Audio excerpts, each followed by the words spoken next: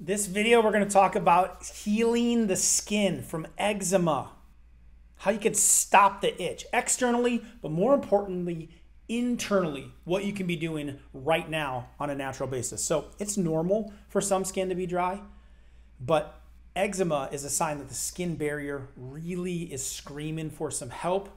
I'm going to show you exactly how to help it without artificial lotions or medications. So first off, what is it? Eczema, also called atopic dermatitis. It's a type of skin rash characterized by rash-like appearance, itchiness, regular inflammation of the skin, even a little bit of calloused appearance. There's 7 different types of it, but atopic dermatitis is the most common. 31 million Americans struggle with it. So obviously it's common, but not normal. So 31 million Americans, some form of this condition. A lot happens when they're kids and babies even, and it can stay into adulthood. So what drives this thing? What causes it? Eczema is caused when the immune system actively destroys the skin barrier, and it leaves the skin vulnerable or damaged, and it gets inflamed. Now, genetically, sure, there can be some predispositions to this, but I don't like to play that card because then you just willingly give up and say there's nothing I can do about it. I think every condition known to man can be improved if we'll work at it and improve our lifestyle. Maybe not gotten rid of, but improved for sure, all right? Now, regularly exposing your body to allergens is a good way to flare this thing up. Food allergies, pesticides, dust mites, other factors that can make it worse and make skin reactions or even sweat or stress on the skin when you work out, and that sweat can kind of activate it. Well, it's not a bad thing to sweat, but it can activate it. Obesity makes it worse. Soaps make it worse. Detergents make it worse. Dust, pollen, daily stress can exaggerate it, compromises the immune system even more. Nutritional deficiencies we're going to talk about in a moment of what you can be eating to make sure you're making up these deficiencies that drive eczema. And that can also coincide with allergies like hay fever and asthma. So what do we do? Naturally approaching this, getting to the cause. What do we eat? What do we need to do in order to remedy eczema? First, let's talk 7 things you can do externally. Number 1, avoid shampoos and body washes with SLS, sodium lauryl sulfate. It's what makes soap suds. Chemical-free versions of body wash and shampoo and soaps, very crucial. So do away with that. Try adding these. Studies show that lavender oil reduces the discomfort that eczema can create. Maybe not get rid of it, but give you some relief. Coconut oil seals in the moisture, also softens the skin. Vegetable glycerin, another one that's a moisturizing agent. Vitamin E, powerful antioxidant, especially for the skin. It's also a good moisturizer. Witch hazel, I love witch hazel.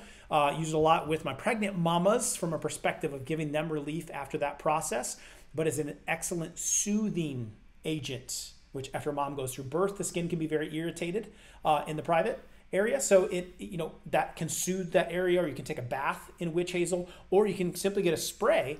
Any of us, if it's a skin condition, witch hazel can go on there. Castor oil is also another proven healing agent. Externally, that's what can be done. Oftentimes, those are going to be short-term solutions. Let's talk internally what can be done to help out with eczema.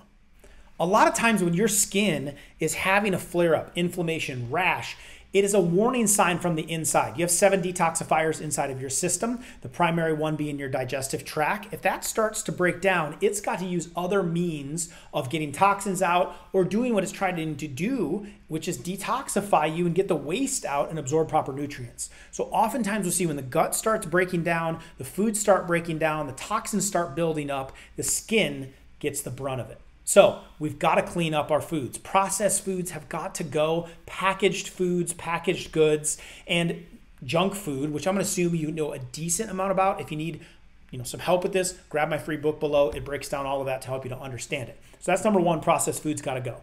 Number 2 is dairy. Cutting out dairy is crucial because 89% of eczema sufferers are allergic to dairy products. So cut dairy. It's an easy thing. It might clear it up today. So all forms of dairy, just cut it out, give it a try. Number 3, anti-inflammatory foods and picking off of an anti-inflammatory food list. Very important if you are inflamed to eat foods that don't cause more inflammation. Again, in the book below, it'll give you guidance on that food list.